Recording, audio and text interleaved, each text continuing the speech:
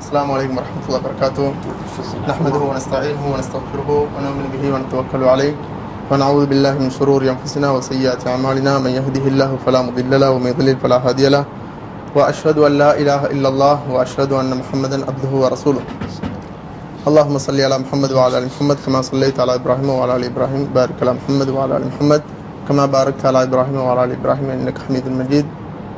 وبعد கண்ணியமிக்கவர்களே, இன்றைய பொழுதில் நாம் எல்லாம் இந்த இடத்துல ஒன்று கூடியிருப்பதன் மூலம் பெருமொரு மகிழ்ச்சி ஏற்பட்டிருக்கிறது. இந்த நேரத்தில் ஒரு சில விஷயங்களை, அதில் குறிப்பாக இஸ்லாம் சம்பந்தமாக இஸ்லாத்தை பற்றிய ஒரு அறிமுகத்தை உங்கள் முன் வைக்கிறேன். கண்ணியமிக்கவர்களே, எமக்கெல்லாம் தெரியும், இந்த உலகத்தில் பல மதங்கள் இருந்த போதிலும், பல பாதைகள் இருந்த போதிலும், இஸ்லாத்தை பற்றிய முக்கியத்துவமும் இஸ்லாத்தை பற்றிய அறிமுகமும் நம் மக்களுக்கு மத்தியில் தேவைப்படுகிறது. இதனால் இன்று அதிக அளவில் இஸ்லாத்தை பற்றி தெளிவுபடுத்தக்கூடிய மக்கள் இருக்கின்றனர். இஸ்லாத்தை பற்றி அதிகமாக தெளிவுபடுத்தி கொண்டிருக்கின்றனர்.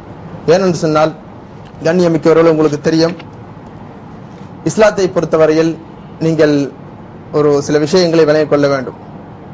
முக்கியமாக இஸ்லாம் என்பது நபி முஹம்மது அவர்களுடைய ஸல்லல்லாஹு அலைஹி வஸல்லம் அவருடைய காலத்தில் மட்டும் உதித்ததல்ல. அவர்கள் புதிதாக கொண்டு வந்த ஒரு மார்க்கம் அல்ல. இந்த இஸ்லாம் மார்க்கம் என்கிறது இஸ்லாமிய அடிப்படையை பொறுத்தவரையில், அதாவது முதல் மனிதர், இறைவனால் படைக்கப்பட்ட முதல் மனிதர் தொடக்கம் இறைவன் கொடுத்த மார்க்கம் இஸ்லாம் தான். இறைவன் கொடுத்த மார்க்கம் இஸ்லாம். இந்த இஸ்லாத்தை மக்கள் ஏற்று அதன் வழி நடக்க வேண்டும் என்றுதான் இறைவன் நம்ம எல்லாரையும் படைத்திருக்கிறான். கண்ணியமிக்கவர்களே, நாம் எல்லோரும் விளங்கிக் கொள்ள வேண்டும், இந்த உலகத்தில் நாம் பிறந்திருக்கிறோம் என்று சொல்கிறோம். எம்மை இறைவன் நாம் பிறந்திருக்கிறோம் என்று சொன்னால் நம்மளாகவே பிறந்தோமா? இல்லை. நம் எல்லோரையும் ஒருத்தன் படைத்திருக்கிறான். நம்மளை எல்லாரையும், இந்த உலகத்தையும் உலகத்தில் உள்ள எல்லா மக்களையும் ஒருத்தன் படைத்திருக்கிறான். இதற்கு உங்களுக்கு நான் ஒரு உதாரணத்தை கூட சொல்லுவேன். நம் மக்களில் யாருக்காவது எப்பிரச்சனை ஏற்பட்ட போதிலும், எந்த துன்பங்கள் கஷ்டங்கள் ஏற்பட்ட போதிலும், கடவுளே என்று மீண்டும் தமிழுடைய ஸ்ரீலங்கா ஒரு அந்த பாடத்துக்கு நுழைவோம். கண்ணியமிக்கவர்களே, நாம் பார்த்தோம், இஸ்லாம் என்பது ஒரு புதியதொரு மார்க்கம் இல்லை.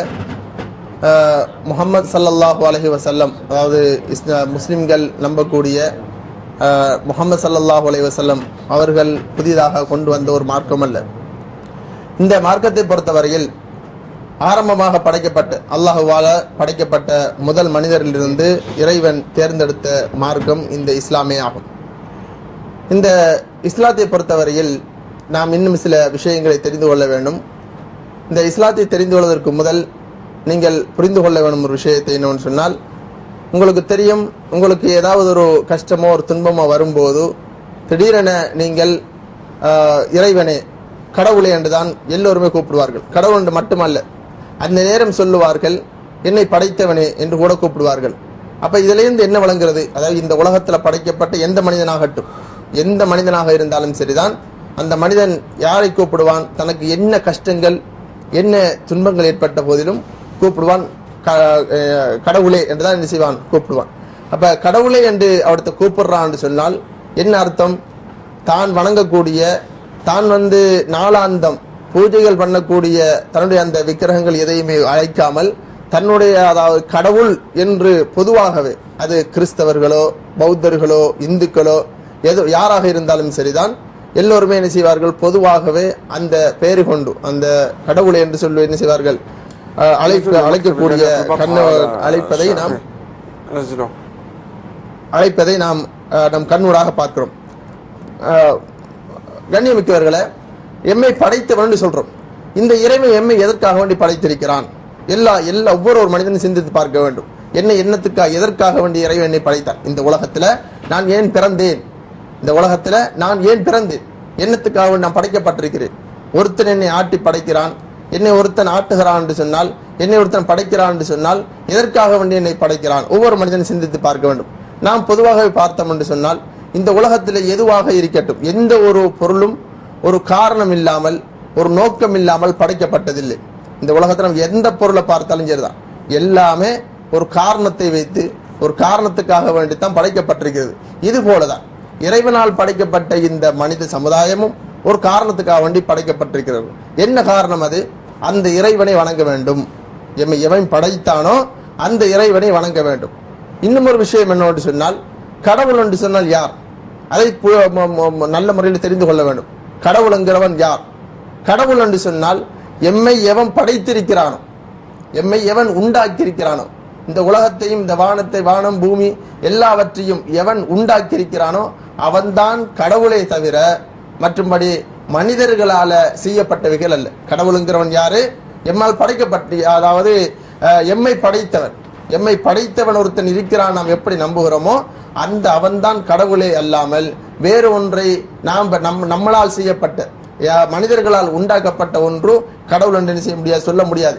எனவே இந்த இறைவன் எம்மை என்னத்துக்கு அவனை படைத்திருக்கிறான் என்று சொன்னால் அந்த இறைவனை இந்த உலகத்தில அந்த இறைவனை வழிபட வேண்டும் என்கின்ற ஒரு நோக்கம்தான்.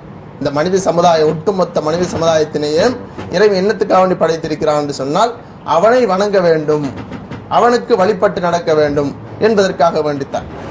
அப்படி வழிபட்டு அவர்கள் நடப்பார்கள் என்று சொன்னால், அப்படி அவர்கள் வழிபட்டு நடக்கும் போது அவர்களுக்கு என்ன பயன்கள் கிடைக்கும் என்று சொன்னால், கண்ணியமிக்கவர்களை தெரிந்து கொள்ளுங்கள். இந்த உலகத்தில் நாம் வாழ்கிறோம் என்று சொன்னால், இறைவன் நம்மளை படைத்திருக்கிறான் என்று சொன்னால், ஏதோ இந்த ஒரு குறிப்பிட்ட காலம் அளவுக்கும் இந்த உலகத்தில் வாழ்ந்துவிட்டு அதற்கு பிறகு நாம் மரணித்து விடுவதல்ல. இந்த உலகத்தில் வாழ்கிறோம் என்று சொன்னால் இந்த உலகத்தில் வாழும் காலம் எதனை நாம் செய்கிறோமோ அதனை அடிப்படையாக வைத்து எமது மரணத்துக்கு பின் ஏதோ ஒன்று கிடைக்கிறது. இந்த உலக வாழ்வை வைத்துத்தான் நமக்கு நம்முடைய மரணத்துக்கு பின் ஏதோ ஒன்று கிடைக்கிறது. ஒன்று நல்லது கிடைக்கும் அல்லது கெட்டது கிடைக்கும். நல்லது கிடைக்க வேண்டும் என்று சொன்னால் நாம் எவ்வாறு நடந்து கொள்ள வேண்டும்? நம்ம சொல்லுவோம், ஒரு பழமொழியை கூட சொல்லுவோம். என்னவென்று சொன்னால், வினை விதைத்தவன் வினை அறுப்பான், திணை விதைத்தவன் திணை அறுப்பான் என்று சொல்லுவோம். அப்படின்னு சொன்னா என்னது? இந்த உலகத்தில் எதை செய்கிறார்களோ அதற்கு ஏற்பதான் அவர்கள் மறு உலகத்தில் கண்டுகொள்ள முடியும். அதாவது நமக்கு மரணம் என்று சொன்னால் அந்த மரணத்தோடு நமது வாழ்வு முடிகிறதில்லை. இந்த உலகத்தில் ஒருத்தர் வாழ்கிறார், அதோடு அவர் மரணித்து விடு, அவருக்கு ஒரு சொற்ப காலம் வாழ்ந்து விட்டு அதோடு அவர் மரணித்து விடுகிறார் என்று சொன்னால் அதோடு அவருடைய வாழ்வு முடிவதில்லை. எந்த ஒரு மனிதனுடைய வாழ்வும் அந்த மரணத்தோட முடிந்து விடுவதில்லை. அவன் எப்ப இந்த உலகத்தினுடைய வாழ்வு மட்டும், மரணம் என்கிறது இந்த உலகத்தினுடைய வாழ்வை முடித்து வேறு ஒரு உலகத்துக்குரிய ஒரு பயணம்தான் அந்த மரணம் என்கிறது. எனவே அந்த உலகத்துக்கு சென்று விட்டான் என்று சொன்னால் அவன் எப்படி வாழ வேண்டும்? அவனுக்கு நல்லது கிடைக்க வேணுமா கெட்டது கிடைக்க வேணுமா என்று சொன்னால் இந்த உலகத்தை பார்த்துத்தான் அவனுக்குரிய வாழ்வு, அந்த மறு உலக வாழ்வு நல்லதாக கிடைக்கும் அல்லது தீயதாக கிடைக்கும். எல்லா மனிதர்களும் நம்பிக்கை கொள்வார்கள். அதாவது கடவுள் ஒருத்தன் இருக்கிறான் என்று சொல்லுவார்கள். அதே போல எல்லா மனிதர்களுடைய நம்பிக்கையும் என்னது? சுவர்க்கம் நரகம் என்கிற ஒன்று உண்டு. அதாவது எந்த ஒரு மதத்தை சேர்ந்தவர்களாகினும் அதனை ஒரு கொள்கையை வைத்திருக்கிறார்கள். சுவர்க்கம் ஒன்று இருக்கிறது, நரகம் ஒன்று இருக்கிறது. இந்த சுவர்க்கம் நரகம் என்கிறது யார் கொடுப்பது? நாம் நினைத்தபடி சுவர்க்கம் போக முடியுமா அல்லது வேறொருத்தர் நினைத்தபடி நரகம் போக முடியுமா என்று சொன்னால் அது முடியாது. இறைவன் யாருக்கு சொர்க்கம் கொடுப்பான் என்று சொன்னால், அதாவது சுவர்க்கமோ நரகமோ எம்மை படைத்த அந்த இறைவனால கொடுக்கப்படக்கூடியது. சுவர்க்கமோ நரகமோ எம்மை படைத்த இறைவனால கொடுக்கப்படக்கூடியது. அப்ப இறைவன் சுவர்க்கத்தை, ஒரு மனிதனுக்கு சுவர்க்கத்தை கொடுக்கிறான் என்று சொன்னால் எப்படி கொடுப்பான்? அவன் நினைத்தபடி வாழ்ந்து இந்த உலகத்துல அவனுடைய இச்சைக்கு ஏற்ப தன்னுடைய உள்ளம் என்ன சொல்லுகிறதோ அதற்கு ஏற்ற மாதிரி இந்த உலகத்துல வாழ்ந்து அவன் முடித்ததற்கு பிறகு இறைவன் அவனுக்கு சொர்க்கத்தை கொடுப்பான்னு கேட்டா இல்லை. இறைவனுடைய வாழ்வு, இறைவன் எதை சொல்லி தந்திருக்கிறானோ, இறைவன் எதனை நமக்கு கற்று தந்திருக்கிறானோ, இறைவன் நமக்கு எதனை போதித்து தந்திருக்கிறானோ அதன்படி வாழ்ந்தால் மட்டும்தான் ஒரு மனிதன் அந்த இறைவனுடைய அந்த சுவர்ணத்தை அடைந்து கொள்ள முடியும். இறைவனுடைய அந்த சுவனத்தை அடைந்து கொள்ள முடியும். இல்லை என்று சொன்னால் போக வேண்டிய இடம் நரகம்தான். கண்ணியமிக்கவர்களே, இப்ப இறைவன் நமக்கு கற்றுத்தந்த மார்க்கம், கற்றுத்தந்த பாதை எது? அதைத்தான் நாம் பார்க்க வேண்டும். இறைவன் கற்றுத்தந்த பாதையை பொறுத்தவரையில் நான் ஆரம்பத்தில் சொன்னது போன்று இஸ்லாம் என்கின்ற ஒரு மார்க்கத்தை தவிர வேறு ஒரு மார்க்கம் இருக்க முடியாது. அந்த இறைவனை சொல்லி காட்டுகிறான். என்னது? இன்ன தீன இன்தல்லாஹில் இஸ்லாம், அல்லாஹ்விடத்துல ஏற்றுக்கொள்ளப்பட்ட மார்க்கம் இஸ்லாம் தான். அல்லாஹ்விடத்துல ஏற்றுக்கொள்ளப்பட்ட மார்க்கம் இஸ்லாம் தான். இந்த நேரத்தில் உங்களுக்கு ஒரு சந்தேகம் கூட வரலாம், அல்லாஹ் தான் உண்மை இறைவன் என்பதை நீங்கள் எப்படி சொல்லுவீர்கள் என்று கூட என்ன செய்யலாம், ஒரு சந்தேகம் எழலாம். நான் ஆரம்பத்திலே சொன்னேன், அதாவது எந்த விக்கிரகங்களை வைத்து வணங்கிய போதிலும் ஒரு மனிதனுக்கு ஒரு கஷ்டமோ ஒரு துன்பமோ ஒரு விபத்து கூட ஏற்படலாம். ஒரு விபத்து கூட ஏற்பட்ட போதிலும் இந்த நேரம் என்ன பண்ணுவான்னு கேட்டா, அவங்களுடைய பாசையில எதனை அவர்கள் சொல்ல முடியுமோ அவங்களுடைய பாசையில அந்த அந்த நம்மை படைத்த அந்த இறைவனுக்கு எந்த வார்த்தையை சொல்ல முடியுமோ அந்த வார்த்தையை கொண்டுதான் அழைப்பார்கள். அவர்கள் தமிழ் பேசக்கூடியவராக இருந்தால் கடவுளை என்று சொல்லுவார்கள், சிங்களத்துல பேசக்கூடியவராக இருந்தால் அன்னை தெய்யனை என்று சொல்வார்கள், இதே போல இங்கிலீஷ்காரனா இருந்தால் மை காட் இப்படித்தான் சொல்லுவார்கள். அப்ப இதுல என்ன விளங்குறது, எல்லோருமே ஒரு கடவுளை தங்களுடைய பாசை கொண்டு என்ன செய்வார்கள் அவர்கள் அழைக்கின்றதை நாம் பார்க்கிறோம். அப்ப இதன் மூலம் நமக்கு என்ன விளங்குறது சொன்னால், இறைவனுங்கிறவன் இந்த ஒட்டுமொத்த மனித சமுதாயத்தினருக்கும் கடவுளுங்கிறவன் ஒருத்தன் தான், பலர் இல்லை.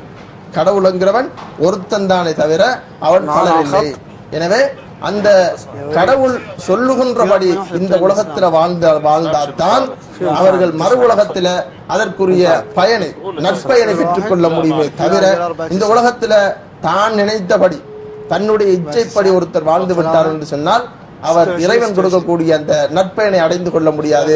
மாறாக இறைவன் கொடுக்கக்கூடிய அந்த தண்டனையை தான் பெற்றுக்கொள்ள முடியும். கண்ணியமிக்கவர்களே, குறிப்பிட்ட ஒரு சில நேரத்துக்குள்ளே முடிக்க வேண்டிய காரணத்தினால இன்னும் ஒரு சில விஷயங்களை இந்த இடத்திலே சொல்லி முடித்துக் கொள்கிறேன். கண்ணியமிக்கவர்களே, இப்ப இஸ்லாத்தை பொறுத்தவரையில் நீங்க தெரிந்து கொள்ள வேண்டியது என்று சொன்னால் பல விஷயங்கள் இருந்த போதிலும் அதுல முக்கியமாக கடவுள் கொள்கை. இஸ்லாத்தை பொறுத்தவரையில் கடவுள் கொள்கை, இறைவனுங்கிறவன் ஒருத்தன் தான்.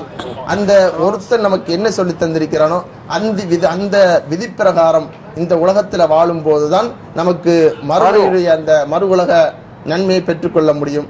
அதற்கு மாற்றமாக வாழுகிறோம் என்று சொன்னால் நரகத்தை தான் பெற்றுக்கொள்ள வேண்டும். எனவே சுவர்க்கம் வேணும் என்று சொன்னால் இறைவன் சொல்லி தந்த இறைவன் நமக்கு காட்டி தந்த வழி என்ன, இறைவன் நமக்கு காட்டி தந்த வழி என்ன, அதை பார்த்துத்தான் இந்த உலகத்துல வாழ வேண்டும். இந்த உலகத்துல வாழும் போதோ என்னை படைத்த இறைவன் என்னத்துக்கு எதற்காக வேண்டி படைத்திருக்கிறான், அவனுக்காக வேண்டி நான் செய்ய வேண்டிய காரியம் என்ன என்பதை அவர்கள் புரிந்து கொண்டால்தான் இந்த உலகத்தில இறைவன் சொல்லித் தருகின்ற அந்த மார்க்கத்தை அவர்கள் எடுத்து நடக்க முடியும். கண்ணியமிக்கவர்களே, இப்ப இஸ்லாத்தை பொறுத்தவரையில் என்ன சொல்கிறது, அதாவது இறைவன் என்கிறவன் எம்மை எல்லாம் படைத்திருக்கிறான். அந்த படைத்த இறைவன் நம்ம எல்லாரையும் வைத்து الو هذا يا ام فهد. السلام عليكم. كيف الحال يا اختي؟ الحمد لله بخير. هذا معك الشيخ.